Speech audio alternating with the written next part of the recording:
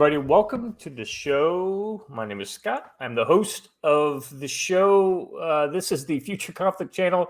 We've got the Kamala show, number 3, and misspelled domestic threats. Watch your flog yourself with a wet noodle. Yeah. Come on, brother. You're better than that. You're better than that. Anyway, and domestic threats. And no, that's not a Kamala is a domestic threat. Kind of, there's plenty of actual threats out there to the world without us kind of trying to make that joke. I hope everybody is doing well. It's just me and Watcher today. We may have other people pop in. But you know what? We've got a good show, so I don't know that we need a whole lot of people to go over that. Let's see. Let's go over just some housekeeping. Watcher, how's life going out there on that beautiful farm? Oh, it's rather nice. As some of you may have seen on it's nice, but it is incredibly hot. So some of you may have seen Joe's post yesterday. We were made aware that there are roughly 25 to 30 very large hogs, wild hogs on this farm that are kind of tearing up places that they shouldn't be and tearing down fences that they shouldn't be. And it's the owner's wishes that the hogs no longer live here one way or the other. And there's an awful lot of people here and we'd all like pulled pork. So Joe and I have taken it upon ourselves to make sure that we bag us a couple of these before we go. And we ended up taking an incredibly long patrol around the property yesterday. If we had engaged any of that would have been fine, but the goal initially was just to figure out where they're hanging out. And so we traipsed around in like roughly equivalent of 110 degree weather. I think it was 95 with 90% humidity. Which, I mean, it was a beautiful day and we really had a lot of fun, but by the time we got back to camp, we were like, holy shit, did we really just do like a 3-hour hike and not bring water? That was a terrible mistake. Aren't you guys supposed to be into prepping? Yeah, well, I mean, we kind of just figured when we started it, we were like, we're just going to go down the hill. We're going to glass the ridge line. We'll check a few things. But then as the day went on, we just kept being like, oh, well, there's another wallow over there. Oh, there's another wallow over there. Here's where you can see where the boar's been using his tusks on these small, you know what I mean? So, yeah, a 3-hour tour.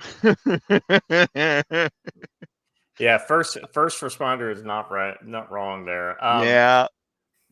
Yeah, I gotta say, one of the only shows that I feel like actually does a reality TV where they're actually having to survive in really sucky conditions, and it's like the more kind of like forced interactions that they do in a show, there's kind of the less kind of actual survival that's going on.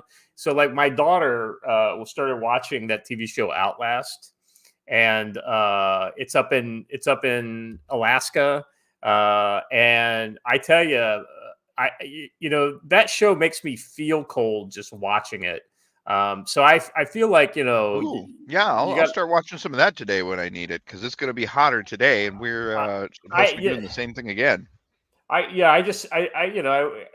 So it makes me feel like you're doing it in the real world. Whereas I'm here in the comfort of my air-conditioned apartment in South Korea watching people suffer in Alaska. So, well, but I'll tell you, the other fun thing about that was Joe and I were on the way back, marching, or like moving in column as silently as we could. And at a certain point, Joe goes, "Yeah, we're not going to get anything today." And then slowly over time, as we're walking, we both start singing "Over the Hills and Far Away" as we were making it back into camp. It's beautiful day. Little sharp moment. That's all right. That's all right. Let's see. Just some housekeeping here.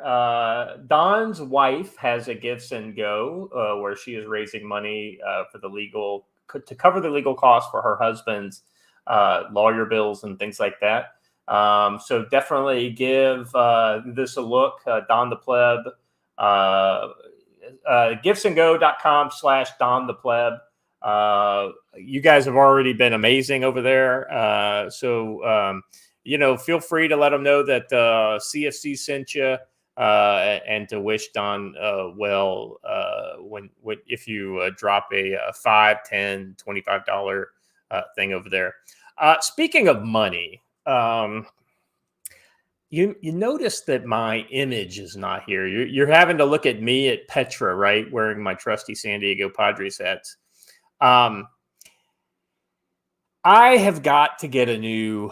I have officially. I was doing some tests earlier today, and I have basically come to the realization that my my webcam is fucked. I remind them how old it is. It's not. It's like a year old. It's not even that old. Yeah. You did replace the last one. Okay. This is the one that I got. So you got to remember. The webcam I was using in Turkey was just the webcam built into my laptop. This is one that I bought to go on top of my monitor because when I switched over to my new setup here in South Korea. Well, it's a Logitech, webcam. And the funny thing is it like, if I unplugged everything and plugged it all back in, it would start working for like 5 minutes and then it would just fritz out. But the problem is that it shorts the whole thing with StreamYards, and then anyway, I don't know. Back out of the room and all that. Right. Yeah. So I'm just gonna break down and get a new one. The problem is I gotta work with the wife and get her to appropriate some funding for this. I feel like going to Congress, like asking for funding, and it's Well, I'll tell you, that's so. All you got to do is make a couple cash transactions there, Scott, and you got yourself some discretionary. That's true. That's true. If anybody feels, we have got a distinguished visitor. Hey, brother, how's it going? Hey, I'm good, man. How are you? It's been too long, my friend. We're doing good, and I understand. You've been doing pretty good too lately. A little busy, but good. Yeah. Following your exploits. Well, we're trying here, but we had to take a little bit of a break last week, but we're back, and we have definitely had plenty of stuff. Right before we come back, of course, Donald Trump gets shot at, and the Israelis decide to single-handedly kill the pager industry once and for all. And of course, chat blames us for all of this. Our absence is why it went down. Exactly right. Yeah, you guys are not on the ball. When they know there's no surveillance, they gotta lose their minds, man. It's good to hear. And how are you, Watcher? I am doing excellent. I'm spending time at a mutual friend's ranch, regenerative ranching operation. Ah, fantastic, as it should be, Well, I got to see Matt and Joe. Nice. Last week, and just a quick drive by on my way to Atlanta, so that was good. So yeah, life is good. Yeah. Where anything crazy going on in your neck of the woods, or has just been busy business as usual? Yeah, just busy. No, just watching the same stuff. I mean, the Hezbollah thing was quite amazing. It reminds us how efficient 8200 can be when they put their minds to it, and it's an example of how you've got to be very detail oriented in the modern world, especially when you're dealing with technical systems, and going 50% Luddite to try to protect yourself from signal intelligence threats, and as you can see, more than signal intelligence threats. You gotta have control of supply chains, and so U.S. and Europe and our allies have a lot to learn from what just happened to Hezbollah. So, well, the interesting thing is that I don't know that we've ever done anything like that on that scale. Well, I know for a fact we haven't, or at least we haven't pulled the trigger on it. But the NSA's definitely done that kind of stuff, in a I think a little more subtle way, but. Yeah, this is definitely the exploding cell phones to the next level. The scale of it's just amazing. Yeah, it's the exploding user base. I mean, I was joking with it. I was joking with folks about it the day it happened, and it's like, well, what happens if walkie-talkies start popping? And I said, there's going to be puffs of redneck dust across the prairie. So you hope that it was a targeted thing, and you hope that the morons on the communist side of the ledger don't decide they want to start playing with this tool. But what it shows is quality control and control of supply chains is paramount. And we've been saying this for going on 10 years now, and people haven't been paying attention to the risks associated with it. You should get Sibley on to talk about this. This is his bailiwick, but he'll have a head exploding moment as he explains how long he's been talking about this kind of risk to his clients. Yeah, that's actually a good. I mean, there are when you start talking about communications infrastructure, whether it's network security or it's this type of thing. I mean, with the U.S. military they now have secret cell phones and things like that. All that stuff is very controlled, but yet they're iPhones or so they come from someplace.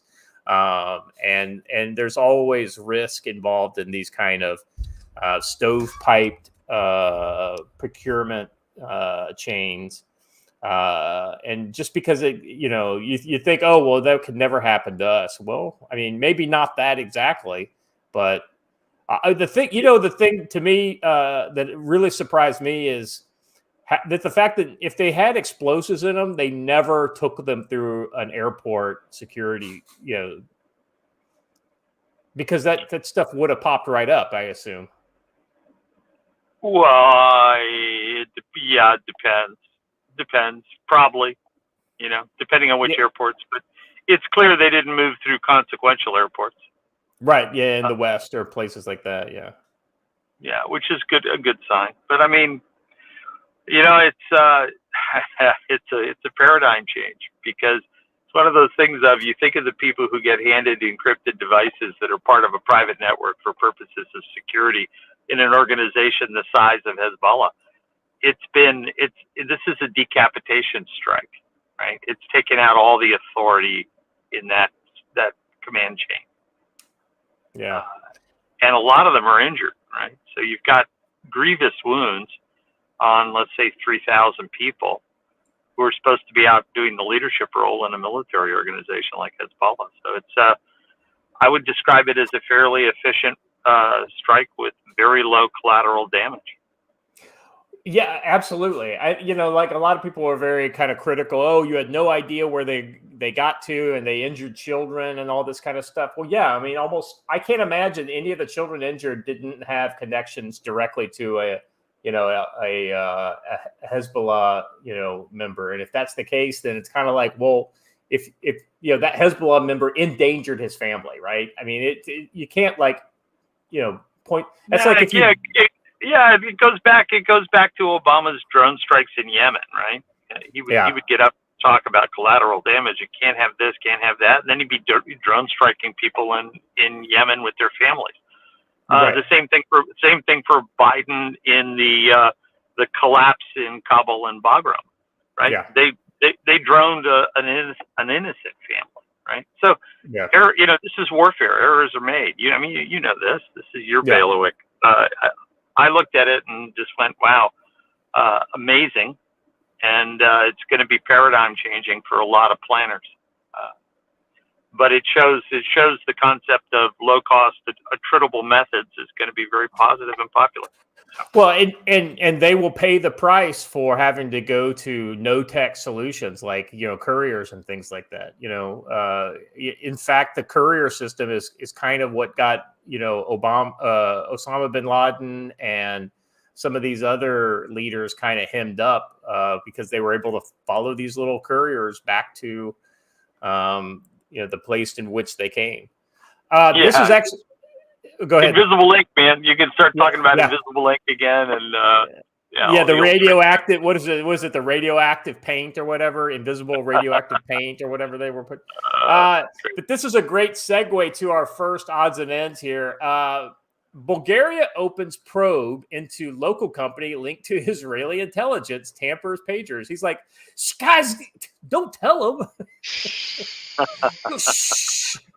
Bulgaria Everybody announced, gets embarrassed.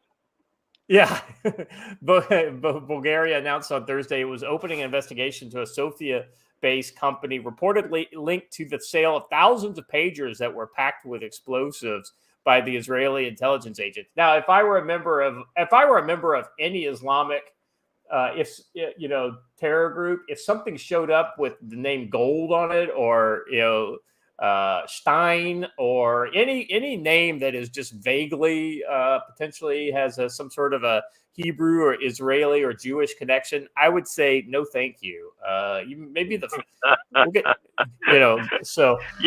I tell you, the first thing that came to mind when I read these reports was there was a retailer in New York City many decades ago called Crazy Eddie. Yeah, Crazy Eddie. His prices are insane. Yeah, Crazy Eddie. So the first thing that came to mind is the Crazy Eddie ads, and the price was just so good, and they were so responsive that I guess they just bought in on it. But that's this is a FAFO moment of all FAFO moments. It says here, preliminary reports name Norda Global Limited to the sale of pagers. Oh, hold on a second. Hunch, the dirty roofer, for $10 says, don't forget the long-term medical costs this will incur as well. Mossad now has vectors forbidden monetary account. Yeah.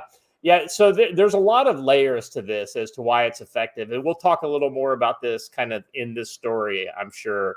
But just real quick, you guys have any immediate response to Hunch's super chat? Yeah, no, Hunch is spot on. This is the who's who of the command structure and technical capabilities of the organization. Yeah, they're going to be hard pressed. They're going to be hard pressed to get back to the game. And that's kind of what you want to do. I mean, so all that's not even to mention that their main communications network has now been fully disrupted. That's right. And even the ones that weren't directly impacted by exploding devices. I mean, how many cell phones and pagers and that didn't, or ICOM radios that didn't blow up are now just throwing. They're in the garbage can. Because they're just too paranoid. The fear level must be staggering. Yeah. So the upside is going to be a whole new generation of sales. The problem is the whole new generation of sales may be compromised. So it's going to be super interesting to see how they do this. My guess is they'll go directly to the Chinese or the Iranians or the Russians. And what it makes clear is they didn't want to do that for some reason. You could probably understand why. Yeah. Well, now they will. Yeah, they'll be forced to. So it says here, so this Norda Global to the sale of pagers to Lebanese resistant movement Hezbollah with Hungarian-based shell company BAC Consulting acting as the intermediary. BAC Consulting was involved in the transaction as a simple intermediary, so much so that the company itself did not actually carry out any activities. It does not have an office. It is only reported to a home provider.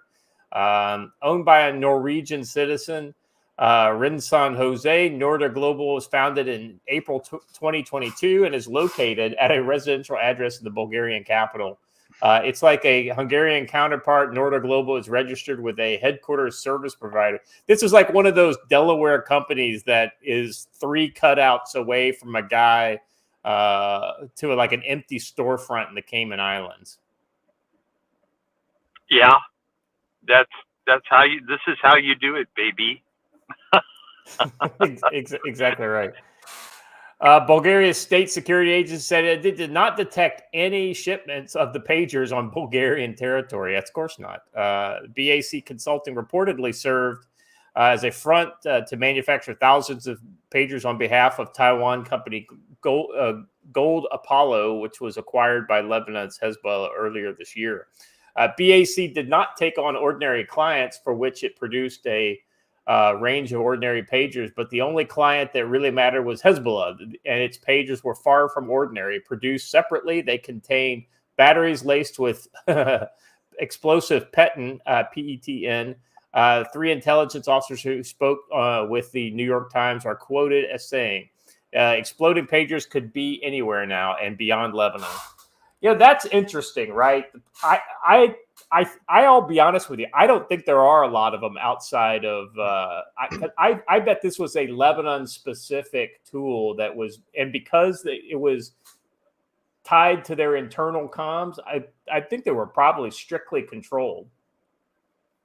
Yeah, I saw some comments from Brushbeater about this stuff yesterday.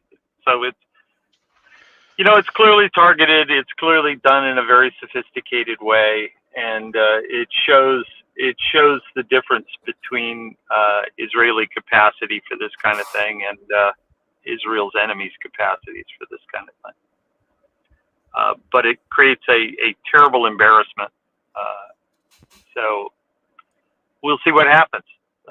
Again, we've been waiting for Hezbollah to do something, and now Israel has done something that may have damaged Hezbollah beyond function. Right? Hezbollah may not be able to function as a near peer adversary to Israel. So not a bad outcome. Right. Well, yeah, modern communications really are the kind of the. It's going to take 6 months before they're able to get all their systems up and running again at the same level of efficiency. Now, they may have technical fixes within weeks, for either devices from China, Russia, whatever. But ultimately, those are it's once you get them in, there's still that fear factor, right? It's going to take some time before, especially if it was by somebody directly affected by one of these things. Yeah, no kidding. But there's so many pieces moving out there right now that this just adds to the spice, I think is the way to put it. Yeah, that's a good way to say it. All right. Just real quick to kind of come back to Hunch's point, I just thought of something here. A dead soldier on the battlefield there's no additional assistance required during the fight. But if you're wounded, it takes about 2.5 people per wounded soldier out of the fight because of rendering aid and then evacuating them to the rear. So a wounded soldier is actually better for the bad guys than the opposite side. It's better for the opposite side than a dead soldier. So and I think the design of this was not to kill people. It was exactly what it did, and it's to incapacitate people, specifically through blinding. There's supposedly over 500 of these people were blinded because people are picking them up and looking at and holding them up to their face to look at them. So yeah, I think that's even worse than if they were killed.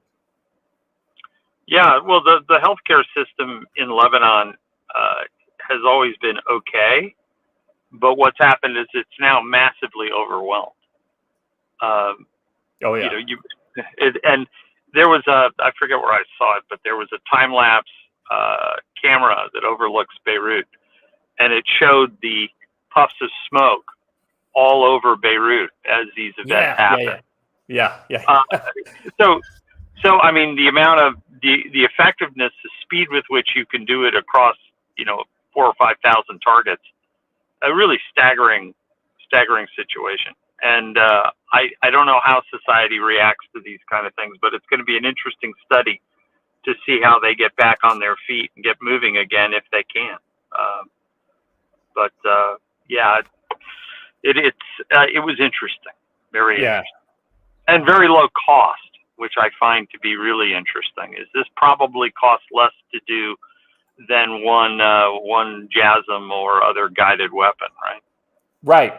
And it's scaled. The price per unit is probably what, $5 per pager, if that. Yeah, if even. Yeah, I mean, I'm just quite staggered by it, and I think it's going to go away because it's so unbearably embarrassing for the Hezbollah.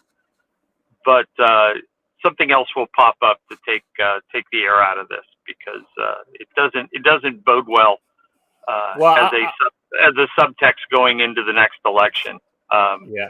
Yeah, that's right. I've been calling for a while that I think Israel is going to get very aggressive towards Hezbollah, and they've just been kind of working on that. So I would expect something like that to pop up in the near future,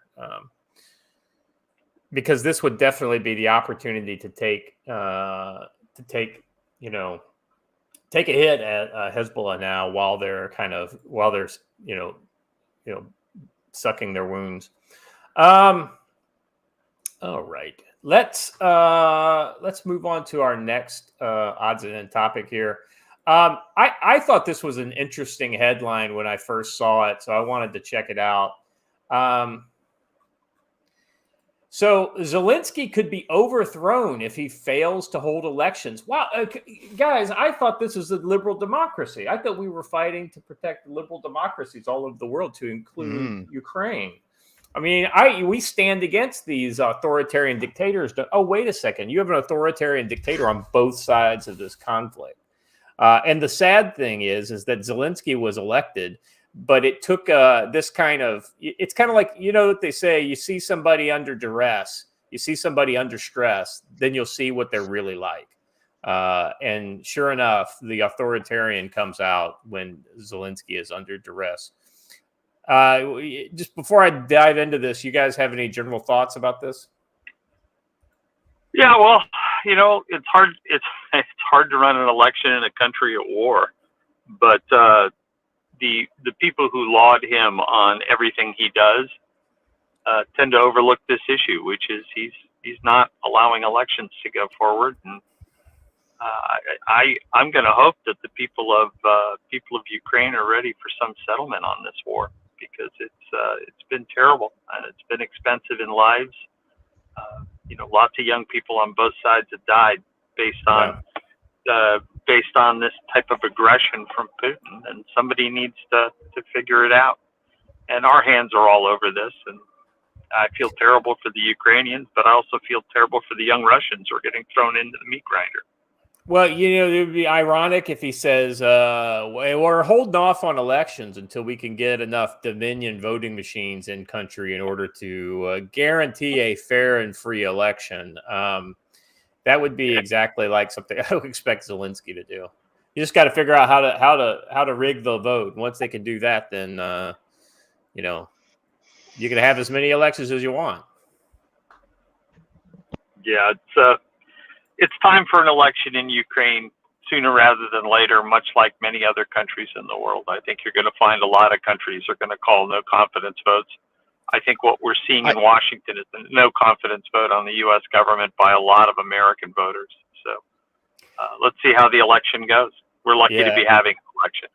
Yeah, exactly right. All right, so let me read a little bit here. An opposition lawmaker in Ukrainian parliament has warned that President Vladimir Zelensky could eventually face a coup if he persists in banning national elections. Didn't he already have a coup? Didn't the Russians bribe some of the people in the kind of the president's guard to take a hit out on Zelensky, and they rolled some of those guys up? I don't know, man. Yeah. Tough place. Ukrainian lawmaker Alexander Dubinsky wrote on Telegram that a coup is possible. He warned that this will be the case if Zelensky, who has done everything contrary to the interests of Ukraine, remains in power, bypassing the elections. Surely no one will tolerate this. Now, wait a second, guys. I thought all Ukrainians, all right-thinking Ukrainians, absolutely supported Zelensky and Ukraine to the extent that this war. I mean, this sounds like there's actually some people that might be a little critical of Ukrainian action, actually operating within the government of Ukraine. This is actually kind of surprising, honestly. It's what you should see in an active democracy. Is you should see opposition people. It's like Israel. There are a lot of people who are against Bibi Netanyahu, and there are a lot of pacifists, and there are a lot of people who don't like the policies. And our government has been very active in supporting activities against Bibi Netanyahu up until this war began to really get crazy. But I still think that there are party alliances that do these kind of things with foreign entities. So I would say it's healthy to see some opposition calling for election. And I think it's time for an election. We need to figure it out. I just worry that any election that happens in Ukraine is going to be, shall we say, Valerie Jarretted. Yeah, exactly. Yeah. Well, Valerie and Samantha and Rice were out in force. We'll call it Mean Girl then, shall we? Yeah. The Mean Girls cabal.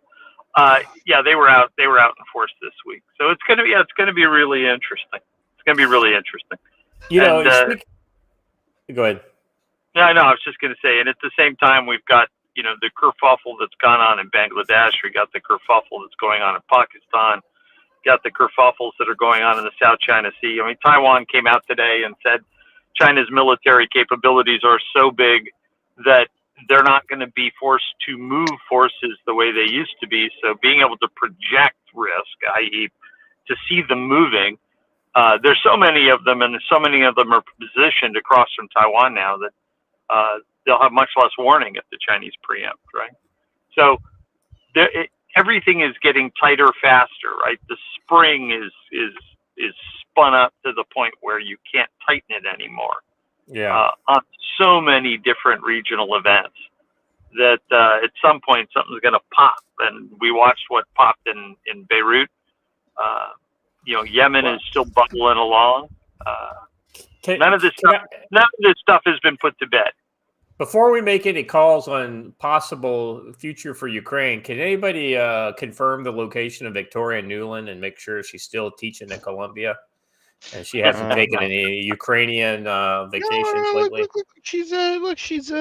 It's study for her courses, of course. Hey, by the way, if you're interested in international relations and all this kind of crazy stuff, there was a great episode recently, the All In podcast that featured David Sachs and John Mersheimer. It was a really good, in which Mersheimer made Sachs look like an idiot. So. Well, the funny thing is they agree on a lot of things, but China definitely. China is the one where Mersheimer absolutely, I think, is correct. Whereas Sachs says, yeah, China just wants to trade. No, actually, Sachs says himself, if you listen to what he says there, Sachs says himself in that he knows that that's not true. He goes on further to say that essentially he's a coward. He's terrified that nuclear war is going to happen. Yeah. He's worried about nuclear war. That's right. Not to happen is for us just to kowtow down. And the way that he words that, because he knows that that's incredibly unpalatable for the American people, is that the Chinese, they're good people. They don't want to trade. They make excellent food, right. Excellent. They have excellent goods, and absolutely. Jim, I know this is a little of a bit of a right turn. Jim, any thoughts on that? Yeah, there is no good time to fix the problem we've allowed to happen vis-a-vis China and the global economy. We ceded China pretty much the keys to every supply chain for everything strategic that exists, right? And so we're now trying to claw it back as necessary with various types of urgency. So I think they missed the point. The point is, for 30 years, Washington wanted to do this, and the panda huggers did everything they could to help corporations move production from the United States and Europe into China. And China used that as a mechanism of dominance, which is, kind of part of their makeup. They did a really good job. They forced a lot of supply chains out of business. And now we're having to reconcile it. But you get this kind of split between we've got to do something, and then the people who have the immediacy, the portfolio immediacy of, we really don't want to disrupt it. And the way they protect their portfolio immediacy, i.e. they have big exposure to China, is to say, there's never a good time to threaten war. Well, we're not threatening war. We're trying to get our economy able to produce things that we stopped producing because we wanted to lower the cost and go to China. And layered upon that is our overreaching environmental concern, which has kept us from doing it for the last 8 years, based on Nancy Pelosi in the Congress and Joe Biden in the White House and Kamala Harris doing nothing. I mean, she's literally accomplished nothing except being the kind of face to support this. We're in dire need of a strategic reorganization in this country, not just on the economic side, but on the procurement side. We need a strategy, because there is no strategy right now, folks. You have people running around the planet having meetings with people, hoping they can get a squirrel pelt out of it, and we need some big bear skins on the wall, not squirrel pelts. But they know they've squandered 4 years and left us with 10 or 15 million illegal immigrants that are going to cost us $50 million a year, $50,000 a head every year for the rest of their existence, right? And it's a catastrophic sophistication failure by the team in DC, and pretty much everybody knows it, but they're so terrified of losing control to Trump, because he's going to come in and reorganize DC. He's going to change the rules on the bureaucracies, and that's the primal fear that I'm watching here. And China's had a peaceful 4 years of America not being able to do anything. But come January, if Trump's in power, the Chinese are going to have to be much more thoughtful about how they coexist with us, instead of us being completely conciliatory as we have been for the last 4 years. Yeah, good point. All right. Let's jump into our last. Well, I guess this is like. Yeah. Well, hold on. There's our a last topic that has to get covered real quick. Yes. Let Trumpomania run wild, brother. Yeah. Well, it's.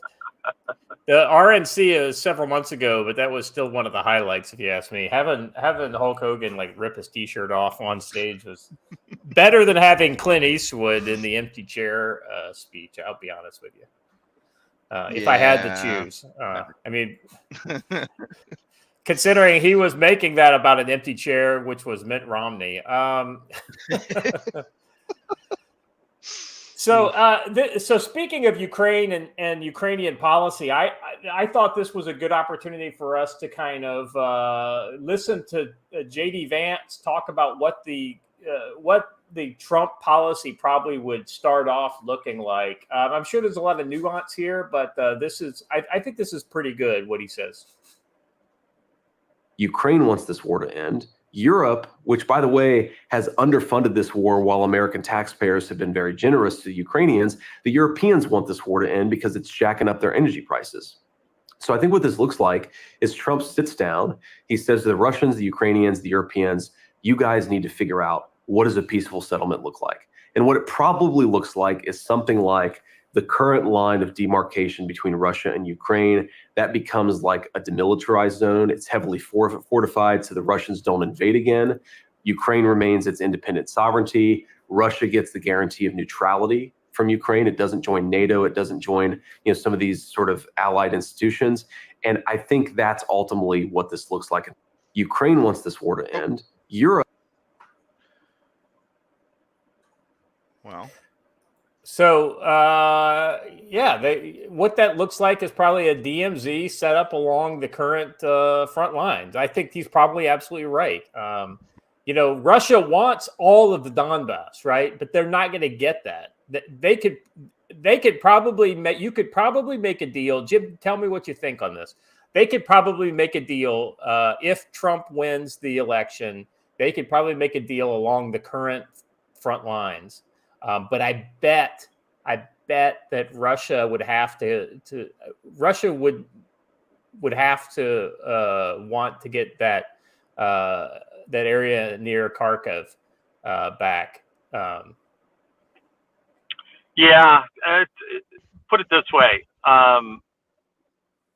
It would make sense, but the emotions have been so wrought on this for so long, and there's so many casualties, that you've created a Gordian knot kind of problem. And, you know, the Russians, I mean, if you look at Russian population, Russian speaking population, those southern areas of Ukraine were very heavily Russian. And, you know, so Putin's been able to hide behind that. And many of those people wanted to be part of Russia, right? So historical lines and historical lawfare, as you call it, you know, who's on first, who's on third. You can't do it in this one because it's been so wrought. The mistake really was the 2014 events that we were part of. We didn't understand the ramifications, and it was part of that feel-good movement in the State Department that went out and did all the color revolutions. I think we, you know, we're culpable in this, and we should help solve it, help save some lives, because too many lives have been screwed up, and there's too much instability. And as you watch that very large weapons depot in northwestern Russia go up, you know, there's not a good outcome to letting this fester the way it is. It's not going to get better. It's going to continue to get worse. So it's time. The problem is the Biden team doesn't want to do anything before the election because it'll reflect badly on them. So there's a no movement thing that'll occur between now and November, and then we see what happens. I'm hopeful, as I always piss you guys off by trying to be hopeful. I'm hopeful. We need it. I'm hopeful some of these guys will sort this shit out, but at the end of the day, they tend not to, and I think we've seen 20 years of that vis-a-vis China. So I'm not hoping for any big breakthroughs in the next 30 to 60 days. Though they're going to talk about things that they believe are big breakthroughs. Well, there'll be a lot of noise, but very little action. I think when it comes to land, you know, I think Russia might get Kursk back, but when it comes to the line of control going through the Donbass and down, I don't think Russia has to give. I don't think they'll end up giving any of that back, right? What I do think is that the liberal internationalists are going to insist that if Russia gets any bit of Ukrainian land, that Ukraine then is able to chart its own course. And this will be an L for Russia, I think, if it were to go this way. But I think this is probably the most likely outcome, is that then that would allow Ukraine to immediately become part of the EU and start a pathway to NATO. And that NATO would be the security guarantee that Ukraine would need in order to feel like, okay, we lost a third of our country, but we've got NATO on our back, so we'll never lose another inch ever again. So I honestly think that that's, if Trump were to come in and force a solution, that's what the final solution, final reconciliation would be. But right. you know what I mean? Is I think that I know I do. Hey guys, I got a hard stop here, so I gotta get off. Brother. But it was good to talk to you. Yeah, thanks for joining us, Jim. You bet. Be good. Yeah. Yeah, and for those you good, watch. Oh, you too. Thank you, Jim. Thanks for coming in. You bet, man. What are you smoking? I'm not smoking anything. What are you guys talking about? I don't know. Now, funnily enough, YouTube chat. This is also your hard stop, but we have what we'll call a parting shot before we go. Well, we have a couple announcements as well, so it's not the very end. But go ahead. Hey guys, JD Vance here, playing a little buck hunter before a rally in Eau Claire, Wisconsin, also known as the closest Tim Walz has ever gotten to real combat. Have fun out there.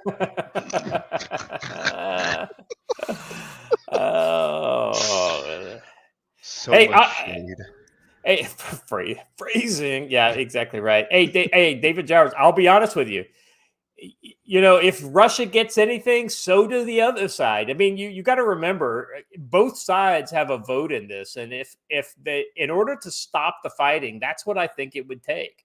I think you got to give something. You know, Ukraine has got to feel like they get something, and unfortunately, it's not rational people who are involved there, right? And they've got a lot of NATO backers, and they've got a lot of people in the EU that want to see a Ukraine inside their community. And then also the security guarantees would be the the thing that would allow Zelensky to be able to eat humble pie and give up a third of the territory. And I'll be honest with you, I think at this point, sunk cost fallacy is a thing, but Putin, I think, would probably be happy to have an off ramp as well, because this has taken a tough toll on both countries. Way worse, I think, on Ukraine, but that's just my opinion. Everybody keeps talking about the 200,000 dead Russians. Well, yeah, that's at the cost of like what 90 to 100,000 Ukrainian dead. And let me tell you, when Ukraine you have has a lot less to give, right? So that number is basically 3 or 4 times that when you come to proportional casualties. So, all right. So we had a few announcements. Hey, Scott. real quick, couple things to talk about. Before we go, I haven't talked about land and sea for a little while because I want to have something to talk about when it's finally time. So let me share some. We got a couple announcements here with land and sea.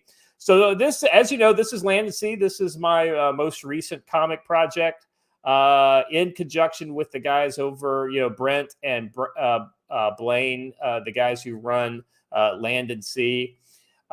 This is a comic that exists within the as canon within the universe of Land and Sea novels that Blaine's writing, and we have crossed the 25,000 mark. So I know a lot of you guys backed this campaign, so I want to say thank you to those backers who helped us get across that.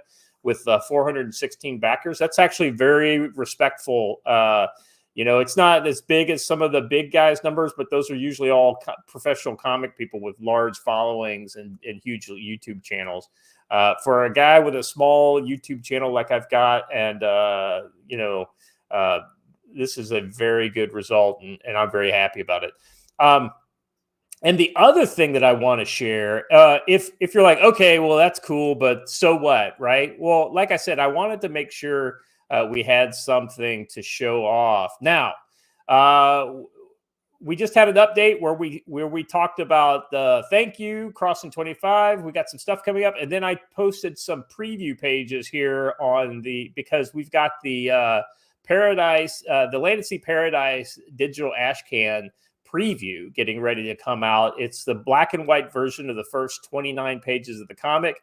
And I thought that this might be something fun that we could do here live. Is this will be going out next week.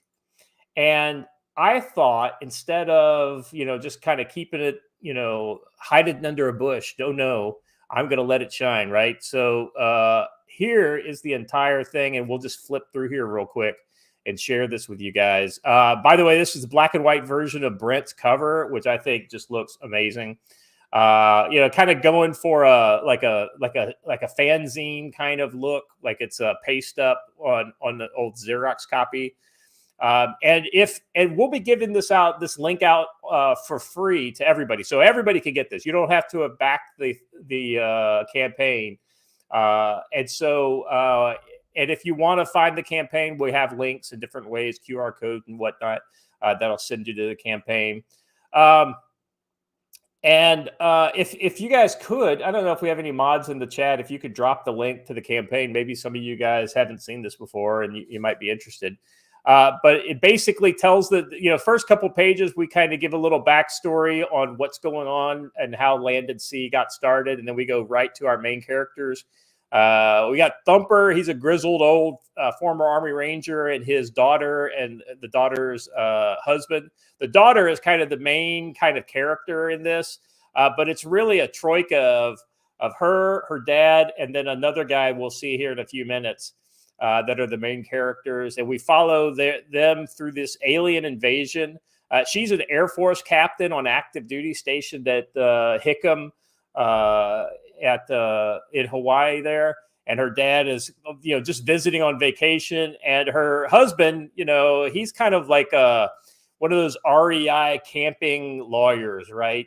So he likes to go out and do outdoorsy kind of things, but he's kind of a money camper versus somebody like Watcher who doesn't go around with water. You guarantee that Greg wouldn't forget his Camelback or something like that. Let's be fair. We've been working on the farm all day. Generally, that's about how long you go without water before you come back to the house and fill up again. So I've been working on the railroad. All right, so we continue on. They just find out there's been something going on.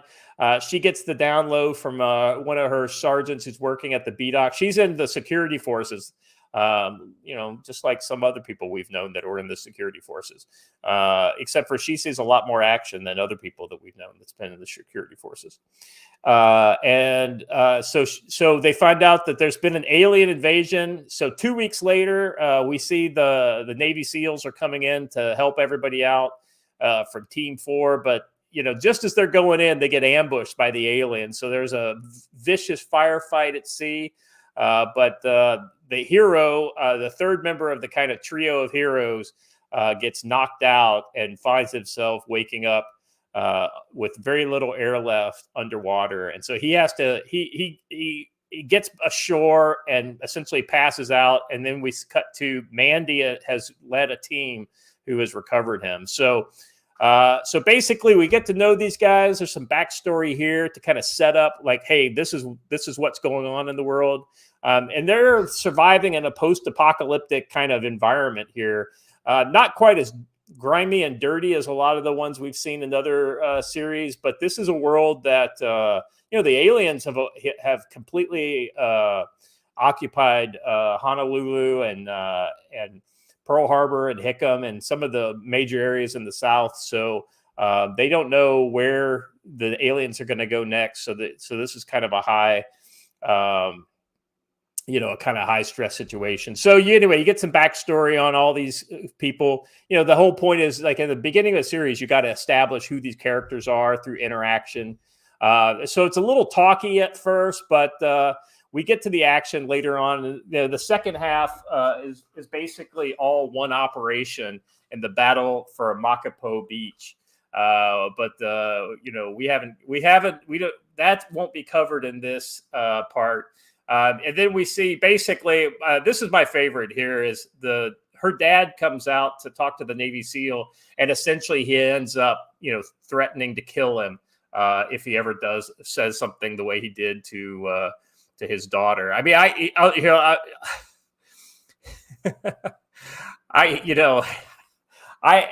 sometimes you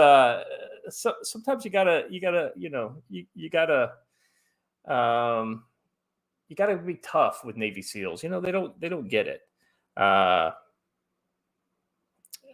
So he kind of says here at the end, he says, look, I don't want to be any trouble. I figure you and me are good people and we just got off on the wrong foot. So now you know where I stand and you know where you stand and you know where my daughter, the good Air Force captain, stands. I reckon we could all get along. But that's basically after he says, I'm going to kill you.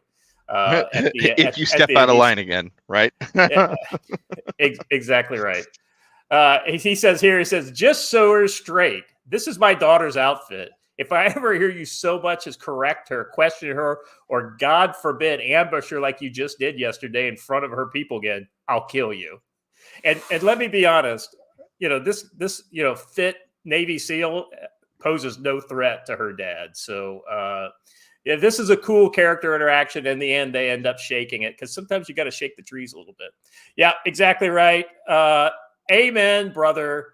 Scott living out his future fantasy, humbling a team guy someday. Yeah, well, it's never going to happen for me, but that doesn't mean I let me just say that I've seen team guys get humbled, and it's a glory to see. So let me just say there's a lot of stuff in this book that is based on experiences I've had.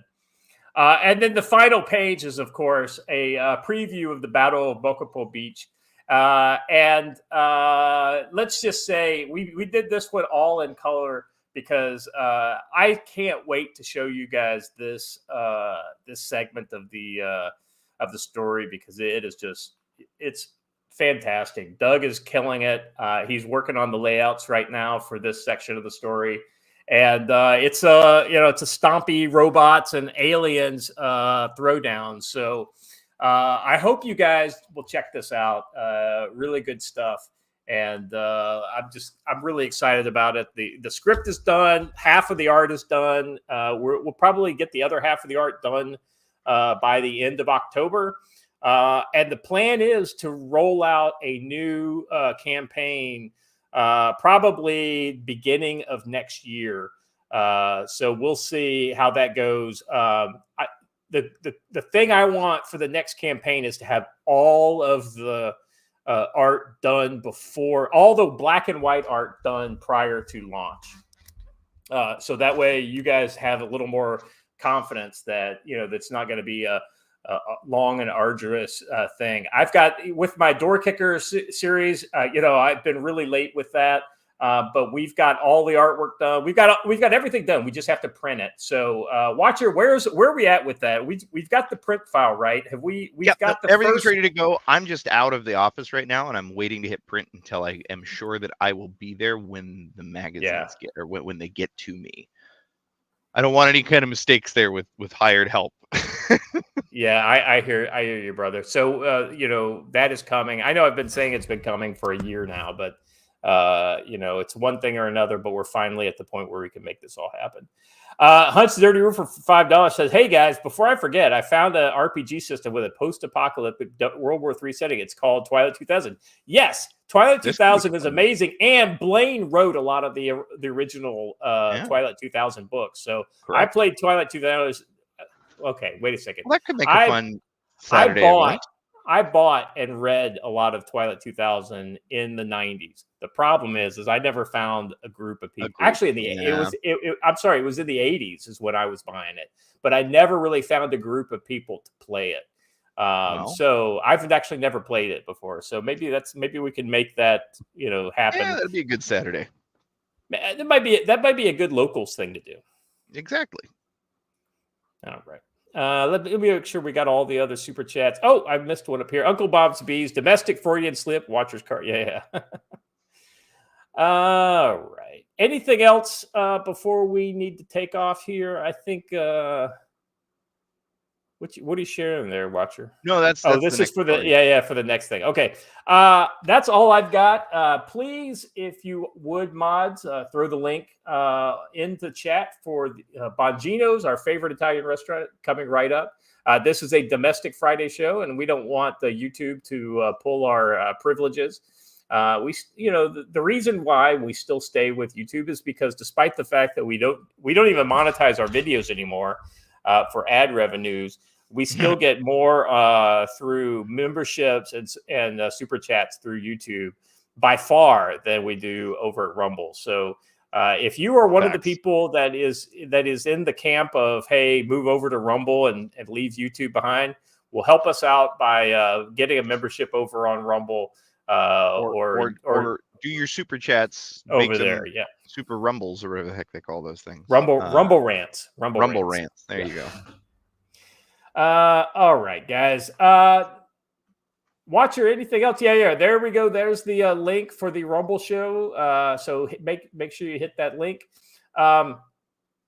Anything else? No, just enjoy the transition, folks. Yeah, absolutely. We'll see you over there. Take care. 2, 0, 1. It's 11:59 at Radio Free America. This is Uncle Sam with music and the truth until dawn. Right now, I've got a few words for some of our brothers and sisters in the occupied zone. 3, 6, 4, 6. The chair is against the wall. 3, 6. The chair is against the wall.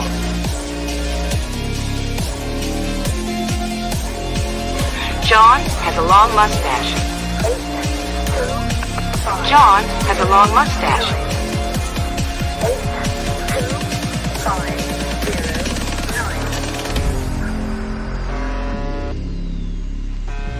9. It's 12 o'clock, Americans, another day closer to victory.